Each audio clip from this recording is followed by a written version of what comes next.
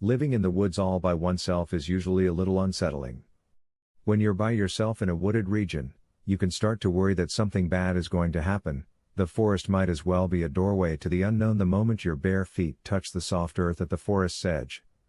The further you get from human habitation, the more the surrounding vegetation seems to encroach on you. You can probably understand how I felt when I found myself in this scenario. Give me a moment to set the scene, because you need some context to grasp the significance of what I'm about to say. My name is Jed, and I've spent nearly my entire life living in urban areas. This whole incident began when I was living alone in an apartment. Rent in the area's tougher neighborhoods was already proving increasingly difficult to pay month after month. Unfortunately, I was unable to secure a downtown apartment because my credit wasn't as good as it should have been. I ended up renting a tiny camper out in the woods. My sister reluctantly agreed to come assist me relocate, even though it meant driving 4 hours away from our old home. Since I didn't have too much stuff, getting rid of it was rather simple. After saying goodbye to my older sister and watching as she drove away, I locked the door behind her. At that instant, I knew I was truly alone. As much as I despise to admit it, I felt strangely at ease in human company. Nothing like that was left for me, but I thought I spotted a house nearby and decided to go say hey in the hopes of finding a little human interaction. After my knock, an elderly gentleman came to the door. As soon as I said hello, he invited me in for coffee. Considering where we were, I could see why he would have appreciated having some company. He was introduced to me as Walter. Both this area and the field beyond his house were properties he farmed. People who came to buy his vegetables were the only ones he engaged in conversation with, and even then it was strictly business. While he was telling me about the neighborhood, I waited for my drink to chill. We were engaged in light conversation when, out of nowhere, he fixed me with a staring gaze until I cut him off. Before I could finish my sentence, he had already inquired if I was from out of town. To my bafflement, his warning that I should be on the lookout for vermins after I answered yes was accompanied by a swarm of insects. Although I assumed it to be obvious that he meant little animals, the way he put it seemed strange. So, naturally, I had to probe for clarification. Finally, he let out a sigh and relaxed in his seat. He assured me that these were no ordinary vermin. He stressed how critical it was that I not fall for their ruse. Because he was my sole neighbor and I didn't want to offend him, I ignored his questions about the strange animals he had seen. He was elderly, he appeared to enjoy my company, and he was probably watching out for me because I didn't know much about animals beyond pigeons and the occasional raccoon. A few weeks passed, and aside from my weekly visits with Walter, nothing much happened. I began to spend a lot of time with him and we quickly became friends. Despite his occasional strange remarks about vermin, he was generally a pleasant person. He reminisced about his late wife and his grown children, who are now on their own. Sometimes I lend a hand on his farm, which I know is really appreciated by him despite his gratitude for my efforts. There were times when we ate dinner together and times when we sat inside to watch his black and white TV. My fears were allayed when I realized I wasn't completely helpless. Still, coming back to my own place was a difficult exercise in isolation. Not long after settling into my new home, I developed the habit of mindlessly turning on the TV whenever I settled into my new couch. Since I couldn't spend all my time at Walter's, any relief from my sense of loneliness was welcome. Soon later, rain began to fall. I was dozing off, listening to the soothing sound of rain on the glass, and paying just passing attention to the show on the screen. I knew something wasn't right as I got ready to leave the common area and head to my room. Once steady raindrops were now coming and going at random. While stealthily making my way to bed, inspiration struck as I stopped in the kitchen to grab a snack. Nothing was audible coming from the direction of the kitchen window. It had stopped raining. And then I completely froze. If I listened carefully, I could make out the faint pitter-patter of the rain I imagined. I couldn't live with myself if I didn't find out what was out there, so I had to find out what it was. My feet felt heavier with each stride I took. The prolonged creaking of the cheap flooring made me uncomfortable.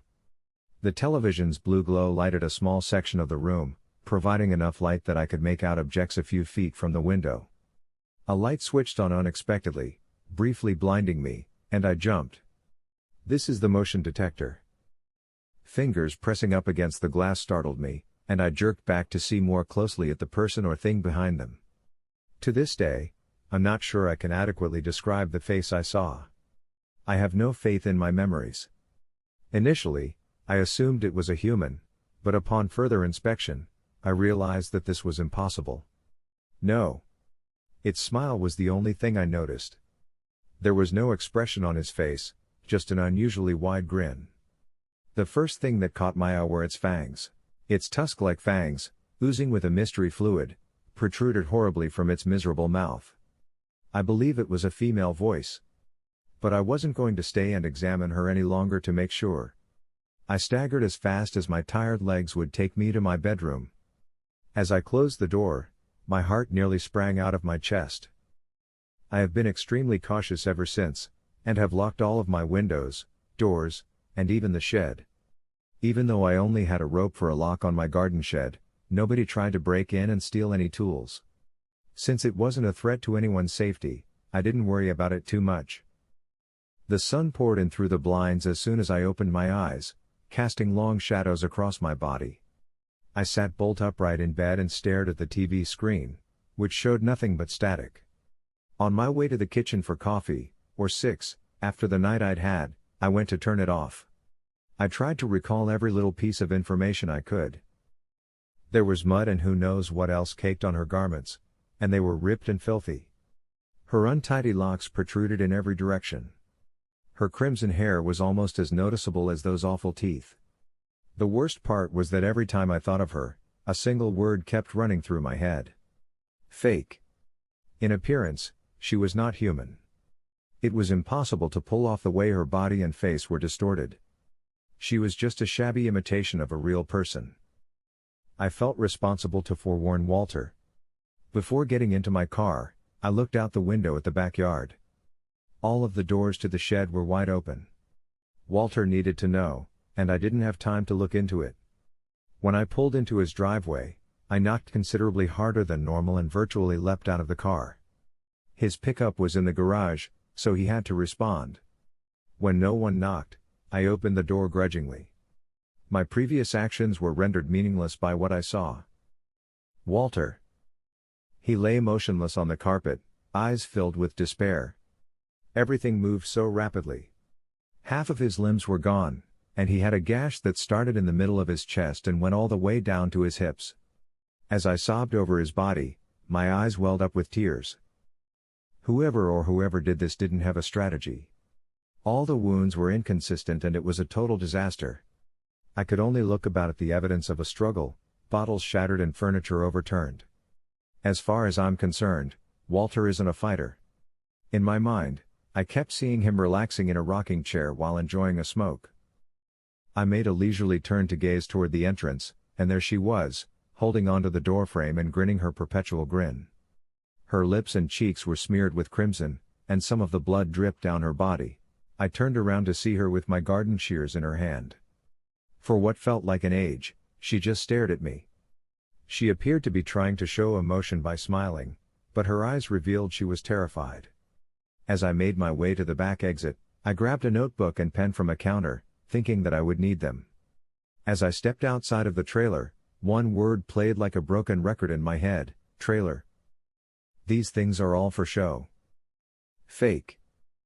There was no way out of the cornfield's clutches. I made a break for it through the stalks. This was literally my last resort. I did my best to keep moving in one direction despite the stinging of the plants around me. So, here we are at the present. My mind is boggled. Yet lost in the woods. Isolated from everyone else, and I can't decide which prospect is more terrifying. Whether I'm alone or she's close behind, I can't tell. I don't think I have too much longer to live in this environment. Please pay attention now. Something a wise man said to me has stuck with me, and I'd want to share it with you. There's something off about the critters. You absolutely must not fall for their tricks. The way I die could be any of a number of things. Either I starve to death or I become her food source. I get sick just thinking about how long it will be before she gets hungry again. The day will come when she needs more than Walter can give her. I feel guilty that I didn't properly mourn the loss of a friend before leaving him there for her to eat. Currently, I'm trying to make amends for that period. There, among the woods and shrubs, is where you'll find me waiting, helpless. The clouds haven't moved in the hours I've been peering up at the clear sky above. Clearly, there's an issue. When is the time that she finally discovers me? I have no idea. I'm writing this as a cautionary tale for everyone. Please make my death known if you discover my corpse. Out here, time seems to move at a different pace.